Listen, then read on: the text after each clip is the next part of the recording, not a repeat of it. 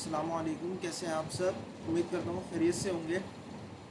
अच्छा, last class में हमने नोड जेस जो कि जब वो इंट्रोड्यूस की गई थी तो हम उसको किस तरीके से यूज़ करते थे, किस तरीके से उस पर वर्किंग करते थे। प्योर नोड जेस मैंने उसकी कुछ बेसिक्स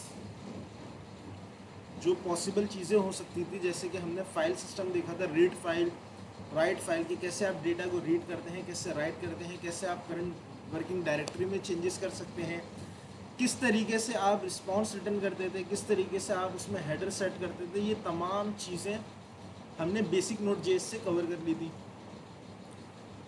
अच्छा, ये अब मार्केट में यूज़ नहीं होती हैं ये चीज़ें, क्योंकि आप अगर देखें हमने एक सिंपली एक फॉर्म बनाया था तो हमारा कितना ज़्यादा हमें कोड करना पड़ा था।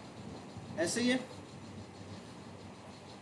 जिस तरीके से आपने पहले जावास्क्रिप्ट में पहले जावास्क्रिप्ट पढ़ी, वनीला जावास्क्रिप्ट, ऑब्वियस सी बात है सबने पढ़ी होगी। उसके बाद सब बच्चे फिर रिएक्ट जेएस पे आए। अच्छा, जब वो रिएक्ट जेएस पर आए तो उन्होंने एक चीज़ ज़रूर नोट की होगी कि जावास्क्रिप्ट में जो भी आप काम करते थे उसकी जो क्वांटिटी होती थी वो ज़्यादा होती थी कोड की, as compare to React JS. React JS ज़्यादा काम आपको कम कोड में करके दे देता है, एफिशिएंट है, एडवांस है, लाइब्रेरी है।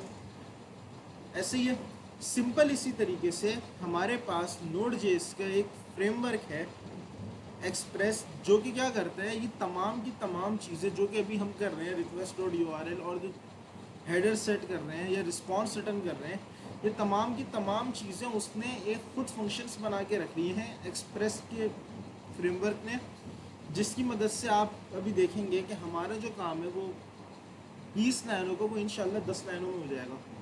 क्लियर है भाई। अच्छा, ये लास्ट क्लास का कोड था, इसमें तो किसी को कोई प्रॉब्लम नहीं है।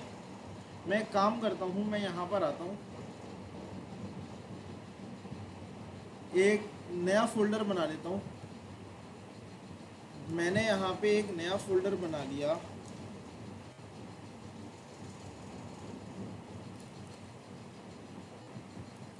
और इसको मैं कोड डॉट करके ना ओपन कर लेता हूँ।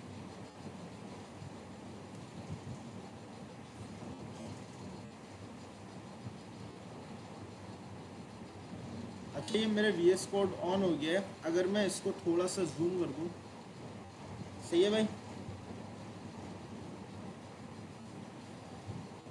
तो अच्छा, अभी तक जो हमने सर्वर क्रिएट करा था ना, उसमें हमने सिर्फ app.js की फाइल के अंदर तमाम का तमाम कोड लिख दिया था, जो कि अप्रोप्राइट वे नहीं है आपके कोई भी बैकएंड का कोड लिखने के लिए। आप जितने भी बैकएंड देखेंगे अगर वो नोड जेएस पे लिखे गए हैं तो उनमें एक फाइल तो कॉमन होती है। ये तो आप रूल ऑफ थंब बना लें कि एक फाइल तो कॉमन होगी। वो कौन सी होगी? वो होगी पैकेज डॉट जेसन की फाइल। याद है आपने जब रिएक्ट पढ़ रहे थे या रिएक्ट आपने पढ़ी या नेक्स्ट जेएस पढ़ी, तो आप जब npm की कमांड चलाते थे नोट पैकेज मैनेजर की, तो वो एक फाइल को क्रिएट कर देता था पैकेज डॉट जेसन की, जिसके अंदर आपकी वेबसाइट से रिलेटेड या आपकी ऐप से रिलेटेड जितने भी अहम पैकेजेस होते थे वो तमाम के तमाम पैकेजेस वो मैनेज कर रहा होता था, ये स्टोर कर रहा होता था, ये सेव कर रहा होता था। ऐसे ही है, तो यहाँ पे भी हमें एक पैकेज डॉट जेसन की फ़ाइल तो क्रिएट करना होगी। अच्छा, इसके दो तरीके हैं, या तो आप मैन्युअली क्रिएट कर लें। मैं यहाँ पे अगर लिख दूँ पैकेज डॉट जेसन,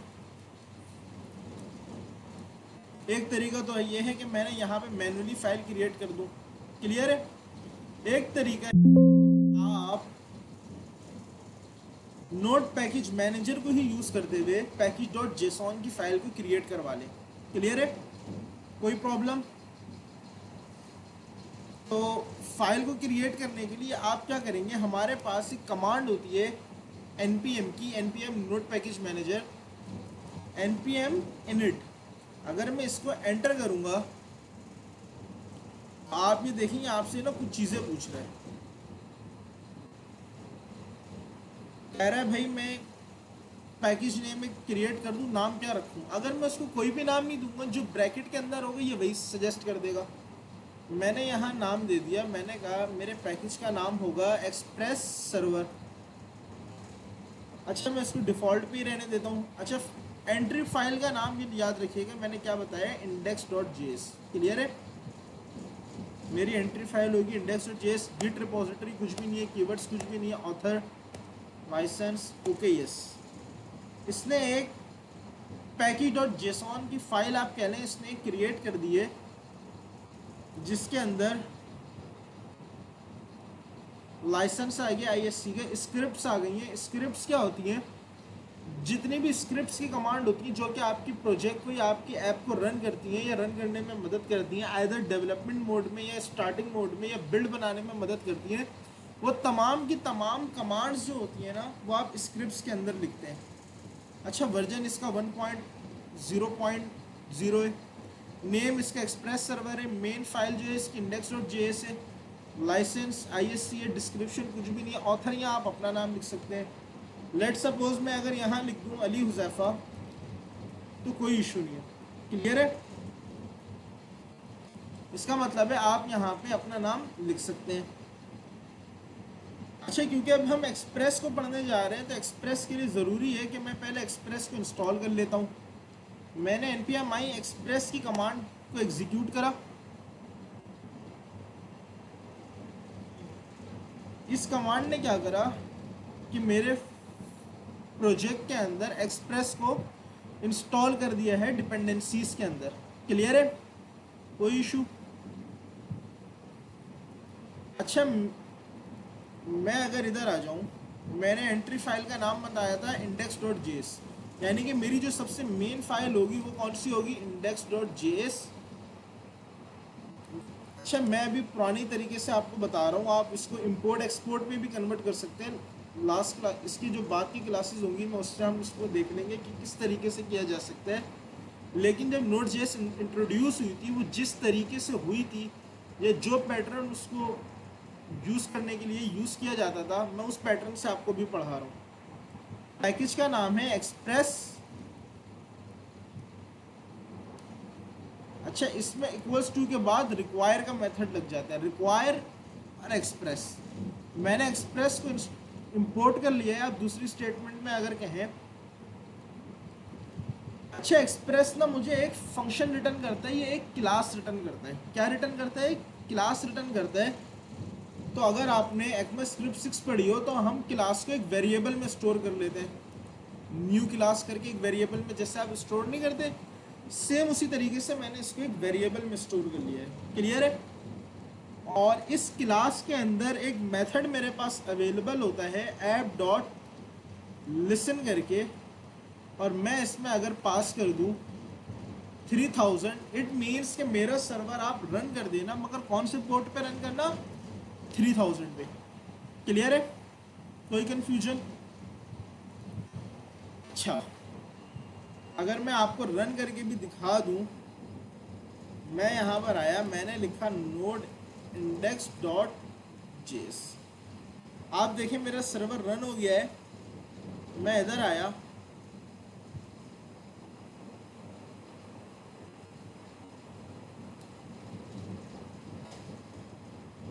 अच्छा ये देखिए, इसने मेरा सर्वर रन कर दिया और इसने ये रिटर्न करा है, कैन नॉट गेट स्लैश।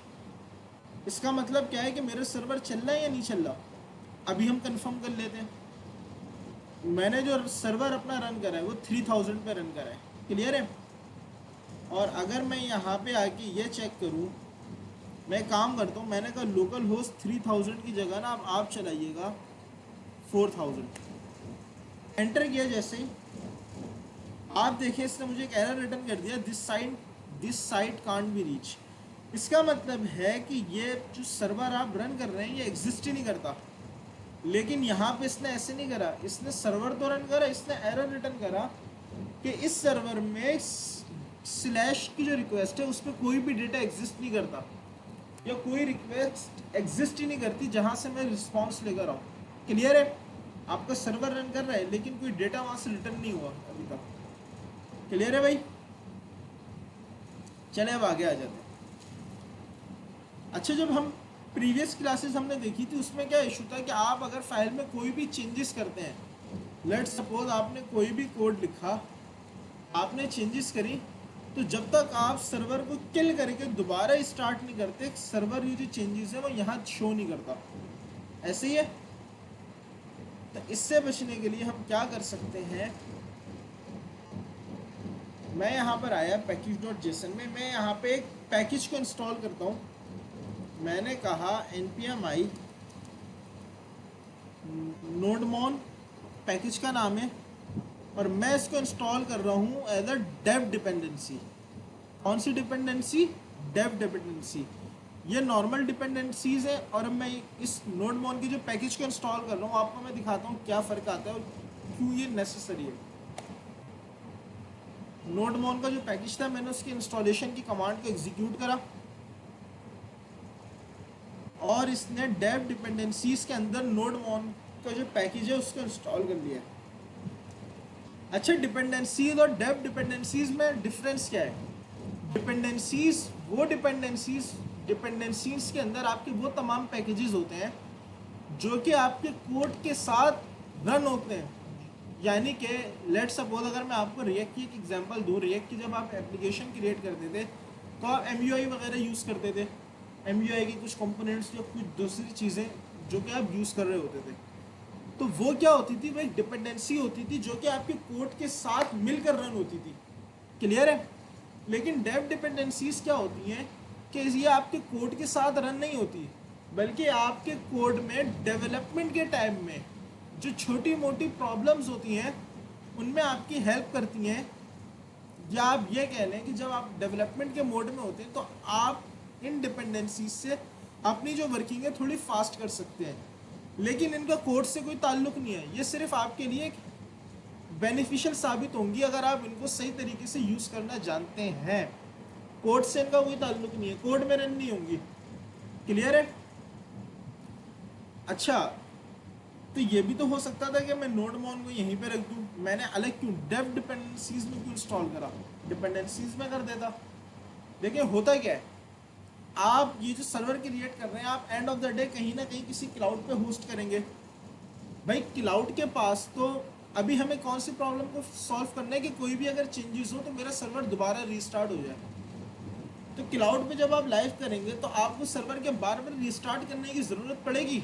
आप उसमें कोड करेंगे? नहीं, पॉसिबल सी बात है।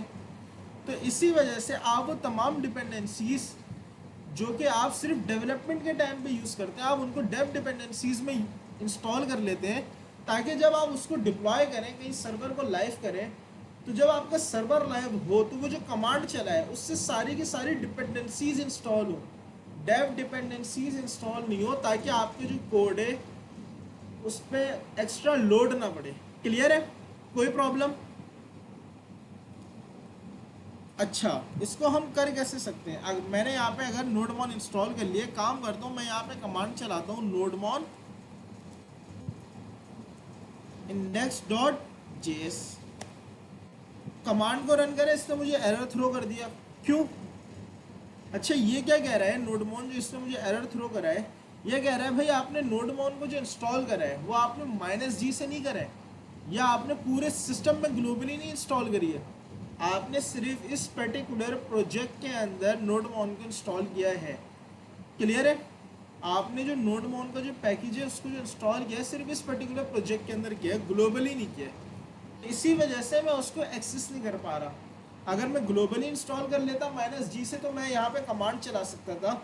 जैसे मैं नोड index.js चला रहा था, मैं यहाँ पे लिख देता nodemon index.js और मेरी कमांड क्या होती, सही एग्जीक्यूट हो जाती। क्लियर है भाई? अच्छा, मगर मुझे तो भाई नोडमॉन को अपनी इस ऐप के साथ कनेक्ट करना है, तो मैं क्या करता हूँ, मैं यहाँ पर आता हूँ स्क्रिप्ट्स के अंदर, और मैं यहाँ पे एक स्क्रिप्ट लिखता हूँ कि भाई जो मेरी ऐप है वो रन कब होगी या उसको रन किस तरीके से होना है, वो तमाम की तमाम चीज़ें आप स्क्रिप्ट्स में लिख सकते हैं। मैं यहाँ पे काम करता हूँ, मैंने यहाँ पे लिखा है, एक स्टार्ट की कमांड लिख रहा हूँ मैंने कहा नोडमॉन index.js। मैंने कहा नोडमॉन आप वॉच करते रहे मेरी index.js की फाइल को, जैसे ही इसके अंदर कोई चेंजेस हों आप इसको रीस्टार्ट कर दीजिएगा। क्लियर है? अब अगर मैं इधर आ जाऊं, और अगर मैं यहाँ पे, क्योंकि मैंने package.json में स्टार्ट की कमांड बता दी है, तो अब मैं यहाँ पे क्या कर सकता हूँ, npm स्टार्ट चला सकता हूँ। मैंने npm स्टार्ट को चलाया और इसने, आप देखें मेरा जो पैकेज है, ये मेरी जो ऐप है उसको रन करना स्टार्ट कर दिया, और अब मेरा जो सर्वर है वो स्टार्ट हो गया। ठीक है भाई, सर्वर चल रहा है। और अगर मैं इसमें कोई चेंजेस करूँ, स्पेस देता हूँ, तो आप ये देखें इसने शो करा दिया रीस्टार्टिंग। मतलब कि अब मेरा जो सर्वर है वो रिस्टार्ट हो जाएगा अगर मैं कोई भी चेंजेस index.js की फाइल के अंदर करूँगा। ये वो तमाम फाइल्स जो कि इसमें इंपोर्ट हो रही होंगी, मैं उन फाइल्स में भी अगर चेंजेस करूँ तो ये जो मेरी ऐप है ये रीस्टार्ट कर देगा। क्लियर है? index.js आप समझ लें जैसे आपने रिएक्ट में पढ़ा था ना, अगर आप वाइट यूज़ करते थे तो main.js, अगर आप क्रिएट रिएक्ट ऐप करते थे तो index.js, जिसकी सबसे मेन फाइल होती थी, उसके अंदर आपकी ऐप की फाइल का कंपोनेंट आ जाता था और ऐप की फाइल के कंपोनेंट के अंदर ही आप तमाम कंपोनेंट को इंपोर्ट करते थे। मगर मेन जो रूट फाइल थी वो कौन सी थी? index.js। ये भी वही समझना, आपकी सबसे रूट की फाइल है, आप इसमें तमाम की तमाम चीज़ें इंपोर्ट कर रहे होंगे। क्लियर है? अच्छा, क्योंकि ऐप का जो मेरे पास मेथड है जिसमें मैंने ऐप का जो वेरिएबल है जिसमें मैंने एक्सप्रेस का मेथड कॉल करा हुआ है, ये बेसिकली एक क्लास है, और क्लास के अंदर मेरे पास मल्टीपल मेथड्स अवेलेबल हो सकते हैं। पॉसिबिलिटी है ना भाई। अगर आपने एक्मा स्क्रिप्ट 6 पढ़ी हो, अगर मैं आपको एक बेसिक वो दिखा भी दूँ यहाँ पे, एक्मा स्क्रिप्ट 6,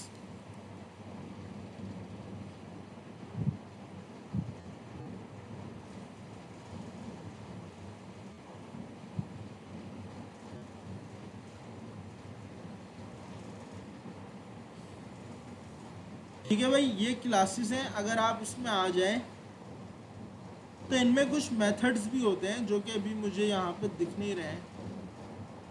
ये आ रहा है, ये गेटर बना हुआ है, ये मेथड है कैलकुलेट एरिया, गेट साइट्स। तो इनको अगर आपने गेट करना हो तो आप कैसे करते हैं? Square dot calc area, square dot area, square dot get slides, इन इस तरीके से आप मेथड्स को गेट कर सकते हैं। सेम इसी तरीके से जो मेरे पास ऐप की क्लास है, मेरे पास इसमें एक मेथड होता है ऐप डॉट यूज़ करके। मेथड का नाम क्या है? App dot use. क्लियर है? कोई प्रॉब्लम? अच्छा, अभी मेरा सर्वर क्रैश हो गया क्योंकि मैंने इसको कोई अभी बताया नहीं है। ऐप डॉट यूज़ है क्या? ऐप डॉट यूज़ बेसिकली एक मिडलवेयर है। अच्छा, ये भी आपका क्वेश्चन अराइज हो सकता है कि सर मिडलवेयर क्या होता है? ये आ रहा है ना, ऐप डॉट यूज़ एक मेथड है जिसको क्या चाहिए? रिक्वायर्स अ मिडलवेयर फंक्शन, जो कि एक मिडलवेयर फंक्शन आपसे रिक्वायर कर रहा है या आप चाहता है। तो मिडलवेयर फंक्शन क्या होते हैं? मैं आपको इसकी एक काम करता हूँ, एक प्रैक्टिकल लाइफ की एग्जांपल देता हूँ, फिर मैं आपको ना कोड से समझाता हूँ। आप एक इंडस्ट्री में या एक ऑफिस में जॉब कर रहे हैं, ठीक है? हम अभी एज्यूम करते हैं कि आप माइक्रोसॉफ्ट में जॉब कर रहे हैं। क्लियर है? अब माइक्रोसॉफ्ट में कोई भी पर्टिकुलर टास्क आएगा, अगर कोई भी काम आया कंपनी के अंदर कि भाई हमें ना फला फला प्रोडक्ट बनानी है, फला फला वेबसाइट बनानी है, तो सबसे पहले वो टास्क आता है, उसका क्या काम होता है? एक कंपनी में मल्टीपल डिपार्टमेंट्स होते हैं, तो सबसे पहले वो टास्क जाएगा एनालाइजर के पास, ये विजुलाइजर के पास, जो कि तमाम के तमाम प्रोसेस बना देता है उस टास्क को एनालाइज करके। फिर वो आगे भेज देता है दूसरे डिपार्टमेंट डिज़ाइनिंग के। डिज़ाइनर क्या करता है कि उसको पूरा डिज़ाइन बना देता है उसका। फिर डिज़ाइनर एक और आगे भेज देता है तीसरे डिपार्टमेंट, जहाँ पे वो डेवलपमेंट होती है। डेवलपमेंट सारे डेवलपर्स उसको डेवलप करते हैं, फिर वो आगे भेज देते हैं टेस्टिंग डिपार्टमेंट। जब वो टेस्टिंग डिपार्टमेंट सारी चीज़ें टेस्ट हो जाती हैं तो फाइनल में एक और आगे डिपार्टमेंट भेज देते हैं जो कि उस वेबसाइट को लाइव करेगा। जब वो वेबसाइट लाइव हो जाती है फिर वो जाती है बॉस के पास, या आप कह लें एचआर के पास, जो कि वो फिर आगे क्लाइंट को देते हैं। यानी कि एक ही काम है, वो कितने ज़्यादा ग्रुप्स के अंदर होते हुए जा रहे हैं, कितने ज़्यादा डिपार्ट से होते हुए गुजर रहा है और वो फिर जाके एग्जीक्यूट हो रहा है। सेम इसी तरीके से मिडलवेयर क्या करता है, मिडलवेयर जब भी आप कोई रिक्वेस्ट करते हैं तो ये आप कह लें कि कोई भी रिक्वेस्ट में एज चेकर के लिए यूज़ होता है। ये वो फंक्शन है जो कि आपकी रिक्वेस्ट में अगर आपने कोई भी चेकिंग करनी है रिक्वेस्ट के अंदर की, ये जो रिक्वेस्ट आ रही है ये ऑथराइज है। लेट सपोज मैं आपको एग्जांपल देता हूँ फेसबुक की। मेरा नाम हुज़ैफा है, मैं अपने टीचर है मेरे सर हैदर, मैं ना उनकी पोस्ट को लाइक करता हूँ, मैंने उनकी पिक्चर को लाइक करा। अब फेसबुक ने पीछे कोड क्या लिखा होगा, वो 4 चीज़ें लेके जा रहा होगा। मेरा नाम, ओ सॉरी मेरी आईडी, सर की आईडी, सर की पिक्चर की आईडी और मेरा एक्शन मैंने लाइक क्या करे, 4 चीज़ें लेके जा रहा होगा। तो वहाँ पे एक मिडलवेयर भी तो लाजमी लगा होगा ना। वो पहले क्या चेक करेगा, वो पहले ये चेक करेगा कि भाई ये जो बंदा पोस्ट को लाइक कर रहा है ये फेसबुक में लॉगिन भी है कि नहीं है। हाँ भाई इसने ये बता दिया, लेट सपोज मैं यहाँ एक कॉल बैक मैंने फंक्शन बनाया। अच्छा इसके अंदर ना आपको 3 पैरामीटर्स मिल जाते हैं, 2 ज़्यादातर यूज़ होते हैं, तीसरा यूज़ कम होता है, रिक्वेस्ट, रिस्पॉन्स और नेक्स्ट। आपने ये जो पहला फंक्शन है ये आप ये समझना है, भी एज्यूम करना है कि ये ना ऑथेंटिकेशन चेक कर रहा है कि यूज़र ने जिसने पोस्ट को लाइक करा है वो लॉगिन भी है कि नहीं है। अभी मैं यहाँ कोई लॉजिक नहीं लिख रहा, मैं अभी एज्यूम कर रहा हूँ कि यूज़र लॉगिन है, वरना मैं अगर कोई कोड होता तो मैं कोड से चेकिंग कर लेता। मैंने कहा भाई अगर यूज़र लॉगिन है तो इसके रिक्वेस्ट डॉट डेटा के अंदर इक्वल्स टू सेंड कर देना।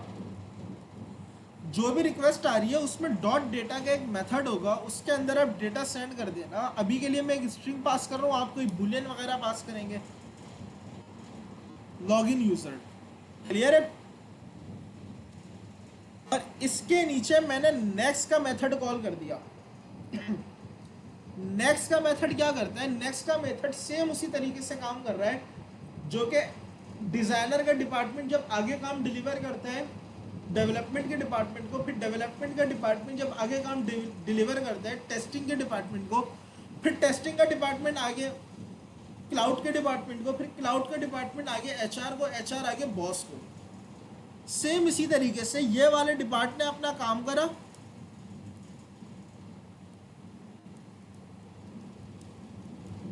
ऑथेंटिकेट करा। ऑथेंटिकेट करने के बाद इसने डेटा के अंदर ये रख दिया भाई ये लॉगिन यूज़र है और आगे नेक्स्ट की रिक्वेस्ट को कॉल कर दिया। क्लियर है। फिर यहाँ पे एक और डिपार्टमेंट अभी हम बना लेते हैं। मैंने कहा ये जो एक और डिपार्टमेंट है मेरे पास, इसको मैंने कॉल करा और इस डिपार्टमेंट के अंदर मैंने ये 3 चीज़ों को रख दिया दोबारा। क्लियर है भाई। अच्छा ये मेरा स्ट्रक्चर समझ आ रहा है, ये कोड कैसे हुआ है, ये मैंने जो जो चीज़ें इंस्टॉल करी है इसमें कोई कन्फ्यूजन तो नहीं है। अगर इसमें कोई कन्फ्यूजन है तो मुझे बता दें, वरना आप एक काम करें, मैं अभी के लिए स्क्रीन को ऑफ कर रहा हूँ, आप इसको एक दफ़ा रन करके देख लें फिर हम आगे चलते हैं। क्लियर है। मैं रिकॉर्डिंग ऑफ कर देता हूँ अभी के लिए। ठीक है भाई, अब हम स्टार्ट करते हैं। होपफुली आप सबने यहाँ तक कोड मेरा रन करके देख लिया होगा। क्लियर है। अच्छा अगर मैं सर्वर को दोबारा रन करके देखूँ, सर्वर को रन करने की कमांड क्या थी,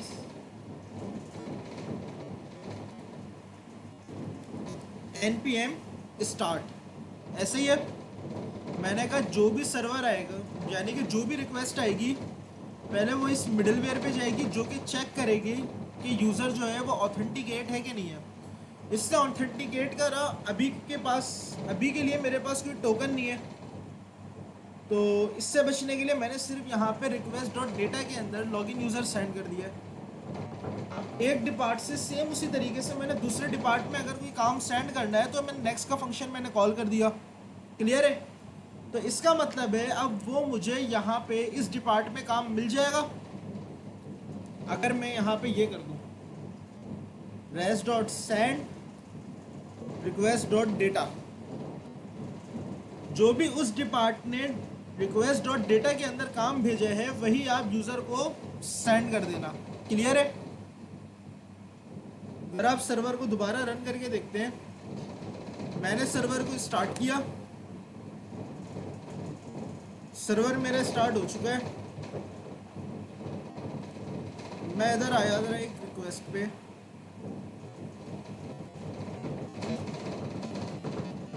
लॉगिन यूज़र आ गया भाई। अगर मैं थोड़ा सा जूम कर दूं,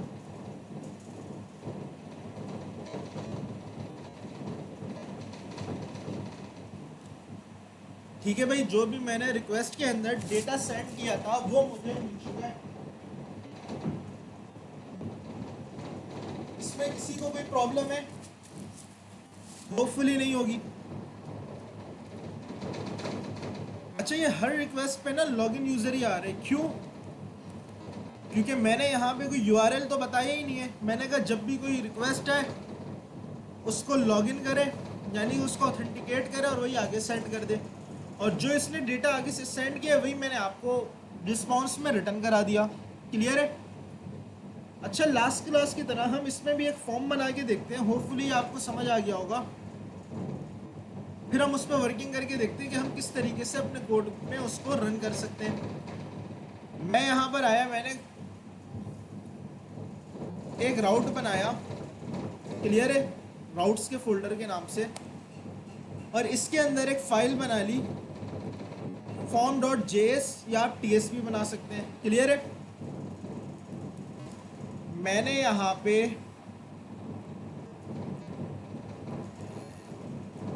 एक्सप्रेस को इंपोर्ट किया और एक्सप्रेस के अंदर से मैंने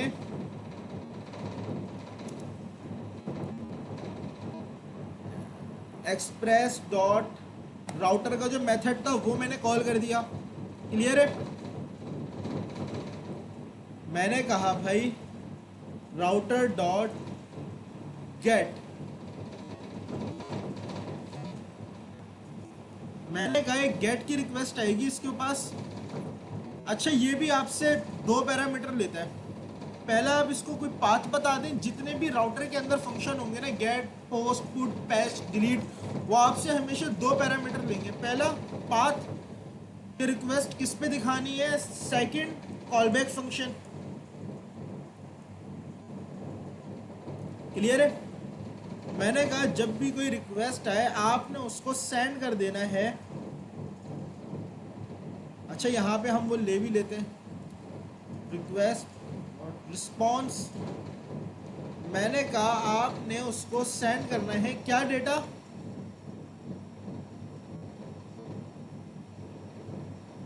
एक फॉर्म के अपनी आसानी के लिए मैं एक काम करता हूँ, एक फाइल बना लेता हूँ index.html के नाम से, और मैं यहाँ पे ना फटाफट फॉर्म का टैग ले लेता हूँ। मेथड पोस्ट है, स्लैश सबमिट है, और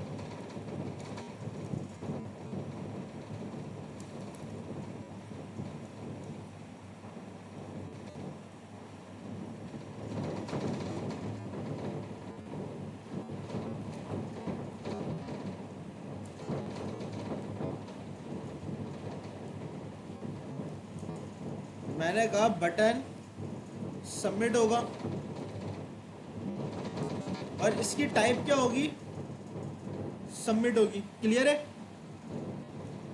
अब यहाँ से ये फॉर्म को मैंने कॉपी करा और इधर आके पेस्ट कर दिया।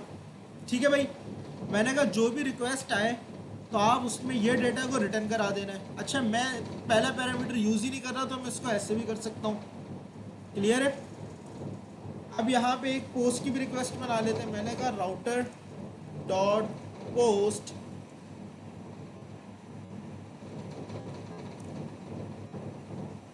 अच्छा, इस रिक्वेस्ट का नाम होगा स्लैश सबमिट। क्लियर है? मैंने कहा जब भी यूज़र इसको डेटा को पोस्ट करे तो उसको मैसेज शो हो जाए data has been submitted. Clear है? कोई कंफ्यूजन? अच्छा, क्योंकि मैंने इसको एक सेपरेट फाइल में यूज़ किया था, तो अब अगर मुझे इसको index.js में यूज़ करना है तो मैं क्या करूँगा, app.use, मैंने कहा जब भी कोई स्लैश फॉर्म की रिक्वेस्ट है आपने उसमें क्या रख देना है, const form equals to require, मैंने कहा राउट्स के फोल्डर के अंदर फॉर्म जो होगा ना उसको आपने रख देना है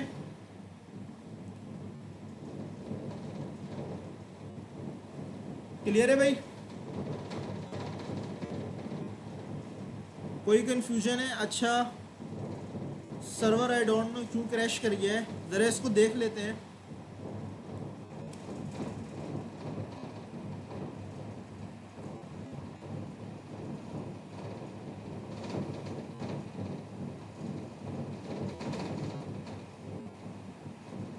ओके, गॉट इट। मैंने यहाँ से इसको एक्सपोर्ट ही नहीं करा है, तो एक्सपोर्ट हम किस तरीके से कर सकते हैं, पुराने केस के उसमें module dot exports equals to, मैंने कहा राउटर। ठीक है भाई, नोट मोड मेरा दोबारा से स्टार्ट हो गया है। मैंने यहाँ कहा जब भी स्लैश फॉर्म की रिक्वेस्ट आए तो उसमें ये वाला फॉर्म रिटर्न करा देना, और जब भी यूज़र इस पर क्लिक करे तो स्लैश फॉर्म स्लैश सबमिट हो जाए। क्यों? वो इस वाली फाइल के अंदर तब तक नहीं आएगा जब तक यूआरएल में स्लैश फॉर्म नहीं होगा। तो इसी वजह से मैंने इसका नाम कर दिया स्लैश फॉर्म स्लैश सबमिट, और इसका भी नाम कर दिया slash form slash submit action के अंदर। अच्छा, अगर आपने मेरी पुरानी वाली वीडियो देखी हो तो हमने उसमें देखा था जब भी आप कोई रिस्पॉन्स सेंड करते थे रेस्ट डॉट राइट के तरीके से तो वो इसको एज ए स्ट्रिंग ही कंसिडर करता था। ऐसे ही है, हालांकि मैं उसको फॉर्म का वो भेज रहा था पूरा का पूरा, मगर वो उसको एज ए स्ट्रिंग कंसिडर कर रहा था। तो उसमें फिर हमने कुछ हेडर सेट करे थे कि जो मैं आपको डेटा दे रहा हूँ वो टेक्स्ट है, HTML है, स्ट्रिंग है, क्या है। लेकिन एक्सप्रेस का जो इस रिक्वेस्ट डॉट सेंड का जो मेथड है, सेंड का जो फंक्शन है, इसके पास इतनी एबिलिटीज़ हैं कि ये आपके कोड से खुद ही अंडरस्टैंड कर लेता है कि ये जो आप डेटा सेंड कर रहे हैं वो क्या है, वो जेसन है, वो स्ट्रिंग है, या वो HTML है, या खुद ही उसको कंसिडर कर लेगा, और आपने इसमें कोई भी हेडर्स को सेट नहीं करना पड़ेगा। क्लियर है? चलें काम करते हैं, ज़रा रन करके देखते हैं। मैंने स्लैश फॉर्म करा, मेरे पास ये डेटा आ गया, पूरा का पूरा फॉर्म रेंडर हो गया।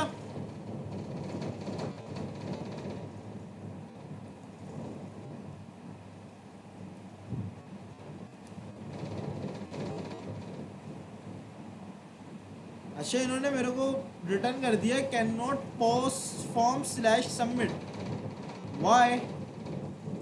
ओके, फॉर्म तो बाहर ही लिख दिया था ना, फॉर्म तो यहीं पे आया हुआ है पेरेंट की फाइल में, तो यहाँ पे मैंने डबल लिख दिया था। अब दोबारा पोस्ट करना है, data has been submitted. Clear है? लेकिन मैं जो डेटा भेज रहा हूँ वो मुझे मिलेगा कैसे? जब भी आप कोई डेटा यूज़र को सेंड करते हैं तो आपको वो किस तरीके से मिल सकता है? जब यूज़र ने जो आपको डेटा सर्वर पे सेंड करा, आपको उसको किस तरीके से मिल सकता है वो डेटा? इसके लिए हमारे पास एक लाइब्रेरी है, हम उसको इंस्टॉल करते हैं। लाइब्रेरी का नाम है बॉडी पार्सर। क्लियर है? ये क्या है? ये भी एक मिडलवेयर है। जो भी डेटा आपको यूज़र सेंड करता है, फॉर्म में हो, जेसन में हो, क्योंकि हमने पिछली क्लास में देखा था जो सर्वर पे आप कोड को एक्सेस करते हैं या डेटा को आप एक्सेस करते हैं वो in the form of chunks होता है। तो फिर हमने उसको कन्वर्ट करा, लास्ट क्लास में तो नहीं करा था, हमने कॉन्केटिनेट करके शो करा दिया था एक फाइल के अंदर। लेकिन अब हम क्या करेंगे, जो भी यूज़र मुझे डेटा दे रहा है वो एक्चुअल मेरे पास आ जाए। क्लियर है? यानी कि in the form of chunks नहीं है। अगर यूज़र ने मुझे 2 स्ट्रिंग दिए तो 2 स्ट्रिंग एज इट इज़ आ जाए। तो इसके लिए मैंने एक लाइब्रेरी इंस्टॉल करी थी बॉडी पार्सर, जो कि आप देखें यहाँ पे आ चुकी है। मैं यहाँ पर आया, मैंने कहा const body parser equals to require, और मैंने इसको इंपोर्ट कर लिया है। क्लियर है? अच्छा, जब भी आप, मैं इसको एफ डॉट यूज के मेथड के अंदर रख देता हूं। क्यों एफ डॉट यूज के मेथड के अंदर मैं इसको रख रहा हूं? क्योंकि एफ डॉट यूज का मेथड हर रिक्वेस्ट पे यूज होएगा। मैंने कहा इसके अंदर एक मिडलवेयर आप पास करो, जो भी रिक्वेस्ट है। मैंने क्या कहा? मैंने कहा जो भी रिक्वेस्ट है उसके पास जो डेटा है उसको कन्वर्ट कर दो। मैं क्या कह रहा हूँ? मैं कह रहा हूँ जब भी कोई रिक्वेस्ट आएगी मेरे सर्वर से, कैस्केड ये टॉप टू बॉटम स्टार्ट करेगा कोड रीड करना, सबसे पहले ये इसके पास आएगा। ये कोई डेटा में मॉडिफिकेशन करेगा ये वाला डिपार्ट, तो ये फिर नीचे सेंड कर देगा। ऐसे ही है ना भाई? तो मैंने क्या कहा? मैंने कहा जो भी रिक्वेस्ट आए तो फॉर्म का डेटा ना आप ज़्यादातर, मैंने कहा body parser dot URL encoded, form में आप जो भी डेटा सेंड करते हैं वो आपको URL इनकोडेड फॉर्म में मिलता है। तो मैंने कहा URL इनकोडेड, और इसमें मैंने एक पैरामीटर पास कर दिया है एक्सटेंडेड फॉल्स। इससे क्या होगा? आपको जो भी फॉर्म का डेटा है वो आपको मिल सकता है। क्लियर है? सेम इसी तरीके से अगर आप कोई टू डू ऐप बना रहे हैं तो टू डू ऐप में तो आप मेरे ख्याल से शायद आप फॉर्म से भी डेटा ले सकते हैं, या हो सकता है आप डेटा सेंड करें in the form of Jason. तो आप वहाँ पे क्या लिख देंगे? मैंने कहा कि कोई भी रिक्वेस्ट आए अगर वो फॉर्म में है तो उसको URL इनकोडेड कर दे, डेटा को बनना जेसॉन में कन्वर्ट कर दे। अब जरा हम देखते हैं मेरे पास डेटा क्या आ रहा है। सर्वर को मैंने स्टार्ट किया। अच्छा, क्योंकि मैंने बॉडी पार्सर यूज करा है तो अब जो भी डेटा होगा वो मुझे रिक्वेस्ट डॉट बॉडी में मिलना चाहिए।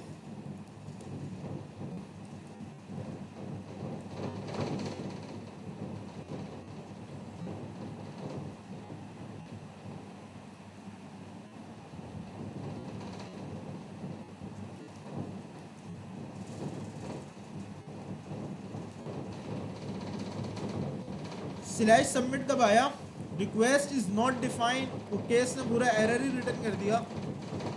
क्यों? Okay, I got it. अब जरा दोबारा आते हैं। सबमिट का बटन जैसे ही दबाया इसने कहा डेटा हैज़ बीन सबमिटेड। एक ऑब्जेक्ट मुझे मिला है जिसके अंदर मुझे ये डेटा इस तरीके से मिल रहा है। मैंने कहा भाई डेटा और data 2।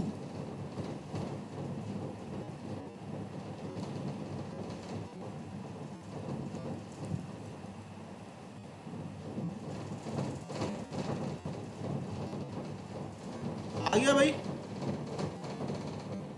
Hello world testing 2। Clear है? मैं यहाँ पे अब कुछ और लिख देता हूँ। I live in Karachi.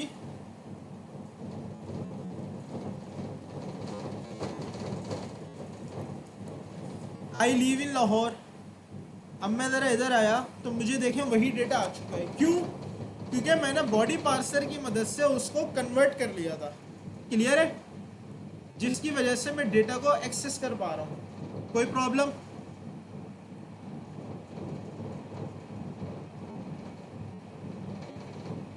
अच्छा, सेम इसी तरीके से अगर आप कह रहे हैं अभी तो मैंने पूरा HTML का कोड ही यहाँ पे लिख दिया है, लेकिन आपके केस में हो सकता है ऐसा ना हो।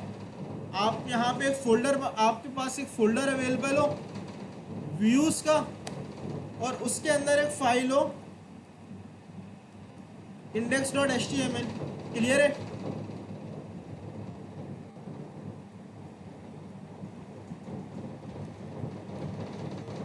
इस वाली फाइल को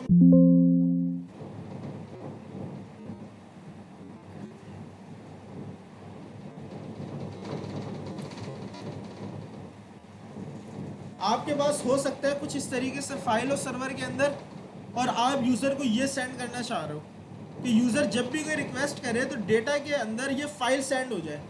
क्लियर है? ये आप किस तरीके से सेंड कर सकते हैं? फाइल मेरे पास व्यूज़ की फोल्डर के अंदर एग्जिस्ट करती है। मैं क्या करूँगा, सबसे पहले मैं एक इंपोर्ट करूंगा मॉड्यूल को पाथ के, ताकि मैं वो पाथ बता के ना वो फाइल को सेंड कर सकूं। मैंने कहा रिक्वेस्ट डॉट रिस्पॉन्ड डॉट, अच्छा अब की दफ़ा सेंड फाइल का मेथड यूज़ होगा। मैंने कहा respond res dot send file, clear है, कोई प्रॉब्लम। मैं इसमें 3 पैरामीटर बताऊंगा। पहला पैरामीटर आप कह लें, मैंने बता दिया इसको प्रोसेस डॉट CWD। मैंने कहा जो भी मेरी करंट वर्किंग डायरेक्टरी है ना, आपने उसको एक्सेस कर लेना है, क्लियर है। उसके अंदर आपको एक व्यूज़ का फोल्डर मिलेगा, क्लियर है। उस व्यूज़ के फोल्डर के अंदर आपको एक फाइल मिलेगी index.html के नाम से, क्लियर है। आपने वो फाइल को एक्सेस कर लेना है। कोई प्रॉब्लम है? कोई प्रॉब्लम नहीं है। जरा एक काम करते हैं, सर्वर को दोबारा स्टार्ट करके देखते हैं। अगर कोई प्रॉब्लम आए तो अभी उसको फिर हम आइडेंटिफाई करते हैं वो क्या हुआ है।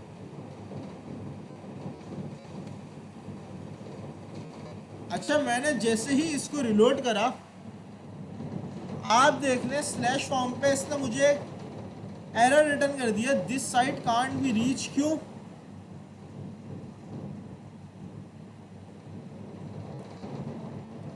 अच्छा, अजान हो जाए, अजान के बाद कंटिन्यू करते हैं। चलिए, वीडियो मैंने दोबारा से स्टार्ट कर ली है,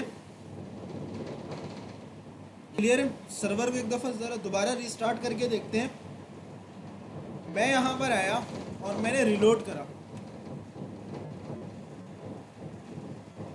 लेकिन ये मुझे एरर ही रिटर्न कर रहा है, आई डोंट नो व्हाई। मैंने कहा फाइल सेंड करना है आपने current working directory views index.html, okay. मैंने ये पूरे के पूरे फंक्शन में इसको बता तो दिया, लेकिन मैंने इसको कनेक्ट नहीं करा। आप यहाँ पे सिंपली लिख दें path डॉट ज्वाइन, क्लियर है। और अगर आप कुछ इस तरीके से कॉल कर दें, अब अगर मैं यहाँ पर आऊँ, आ गया भाई मेरे पास।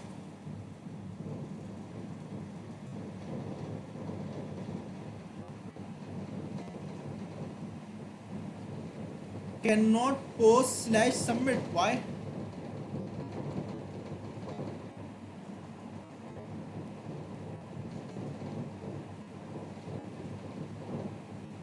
ओ, इसको भी ना ज़रा यही कर देते हैं। मैंने कहा ये जो डेटा पोस्ट होगा ना, इसकी लोकेशन ये होगी।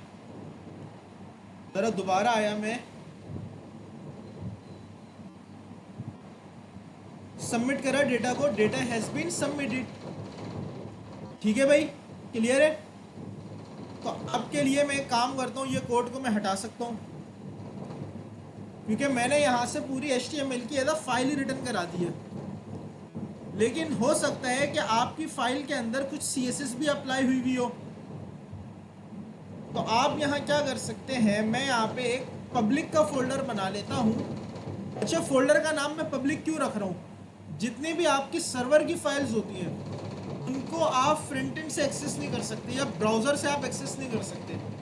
अगर आपने ब्राउज़र से एक्सेस कर लिया तो इसका मतलब है आपका कोड सिक्योर नहीं है, और इसकी सिक्योरिटी में कुछ प्रॉब्लम्स भी तो क्रिएट हो सकती है ना। हो सकता है यूज़र कोई आपका डेटा लीक कर ले या कुछ ले ले डेटा में से आपके। तो इसी वजह से सिक्योरिटी पर्पस की वजह से आप सर्वर की फ़ाइल को एक्सेस नहीं कर सकते अनटिल अनलेस, जब तक कि आप उसको बता मत दें कि भाई ये वाली फ़ाइल को यूज़र एक्सेस कर सकता है और ये वाली फ़ाइल को यूज़र एक्सेस नहीं कर सकता। क्लियर है भाई? कोई कन्फ्यूजन है? तो मैं यहाँ पे एक मैंने पब्लिक का फोल्डर बनाया। मैंने कहा यहाँ पे एक फ़ाइल होगी, फाइल का नाम होगा style.css, क्लियर है। लेट सपोज मैं यहाँ पे बॉडी के टैग के अंदर ज़रा दे देता हूँ बैकग्राउंड कलर ब्लैक दे दिया मैंने, क्लियर है। और जैसे आपने देखा था हम इसको index.html में कैसे कनेक्ट करते थे, मैंने कहा लिंक CSS, मगर CSS की फाइल का पाथ क्या होगा, ./,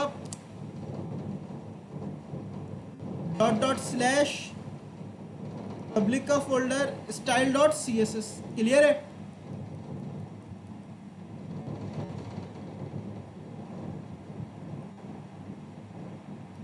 क्योंकि सर्वर तो मेरा रिस्टार्ट है। अच्छा मैं बार बार रिलोड कर रहा हूँ, आप देख रहे हैं मैंने इस पे CSS की फाइल भी लगाई थी और मैंने यहाँ पे बैकग्राउंड कलर भी बताया था, लेकिन इस फाइल को मैं ब्राउज़र पे एक्सेस ही नहीं कर पा रहा। जो भी यहाँ पे CSS अप्लाई हुई हुई है इस फाइल के अंदर,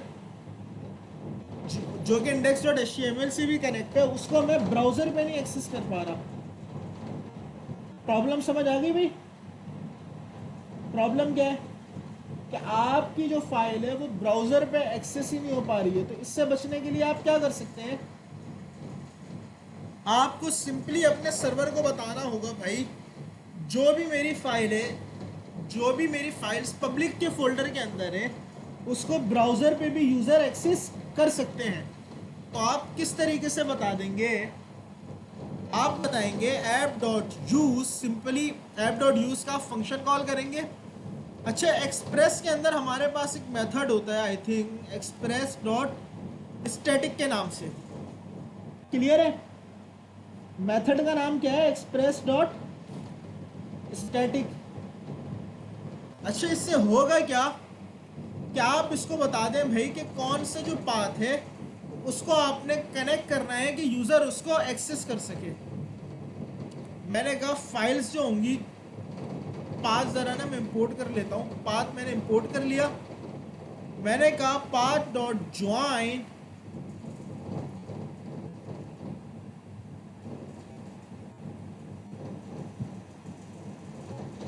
ये क्या हो गया, मैंने कहा पाथ डॉट ज्वाइन का मेथड कॉल करा मैंने, क्लियर है। और मैंने यहाँ पे लिख दिया process.cwd, मेरी जो करंट वर्किंग डायरेक्टरी है ना उसी के अंदर आप जाएंगे, क्लियर है। जो भी मेरी करंट वर्किंग डायरेक्टरी हो और उसके अंदर एक होगा पब्लिक का फोल्डर। कौन सा फोल्डर होगा, पब्लिक का, क्लियर है। उसमें जो भी फाइल्स होंगी वो मेरे पास कौन सी होंगी, स्टैटिक होंगी। अब मैंने अपने सर्वर को बता दिया। अब जरा मैं यहाँ पर आया और इसको रिलोड करके देखता हूँ, अभी भी नहीं ये इम्प्लीमेंट हुआ, आई डोंट नो व्हाई।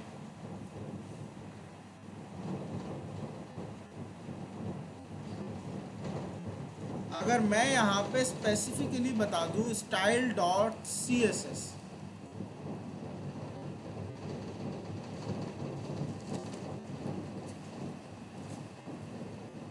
क्यों नहीं हो रहा है, ज़रा इसको रन करके देख लेते हैं। मैंने यहाँ पे लिखा, सर्च कर लेते हैं,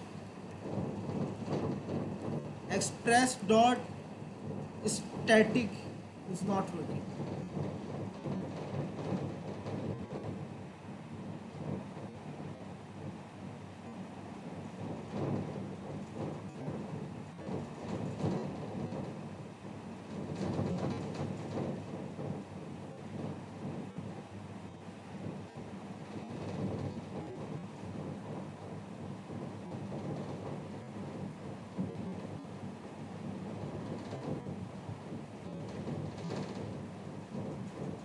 इन्होंने भी यही फोल्डर यूज़ किया हुआ है एक्सप्रेस डॉट स्टैटिक का।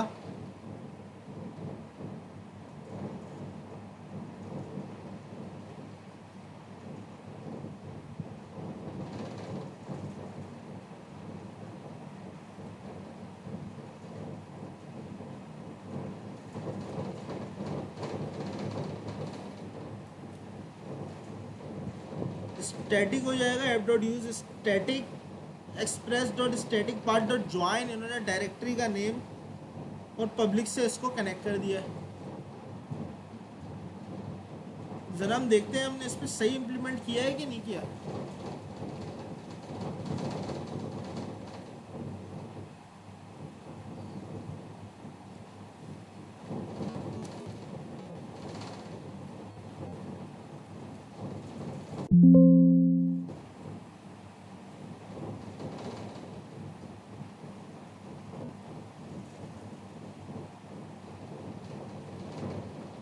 तो कोई चेंजेस आ भी रही हैं कि नहीं आ रही हैं? नहीं, चेंजेस तो हो रही हैं, ये सिर्फ CSS नहीं दिखा रहा है, आई डोंट नो व्हाई। चले इसको फाइंड आउट कर लेते हैं, फिर मैं आपको बता दूंगा। ठीक है भाई, मैंने आपको सर्वर पे स्टैटिक फाइल को रेंडर करना बता दिया कि आप किस तरीके से स्टैटिक फाइल्स को रेंडर कर सकते हैं। हाँ, उससे CSS नहीं कनेक्ट हो पा रही, मोस्ट प्रोबेबली मुझे भी अभी एरर ना आइडेंटिफाई नहीं हो पा रहे हैं, वो एरर क्या है। start.join का भी मैंने मेथड कॉल करा है और मैंने इसको बता दिया है भाई कि करंट वर्किंग डायरेक्टरी में आप जाएं, पब्लिक का जो फोल्डर है उसको आप स्टैटिक कर दें, लेकिन यहाँ पे CSS इम्प्लीमेंट ही नहीं हो पा रही है। चलो उसको आइडेंटिफाई करके मैं इंशाल्लाह आपको बता दूंगा। क्लियर है? आज के लिए इतना ही, मिलते हैं इंशाल्लाह नेक्स्ट क्लास में। अल्लाह हाफिज़।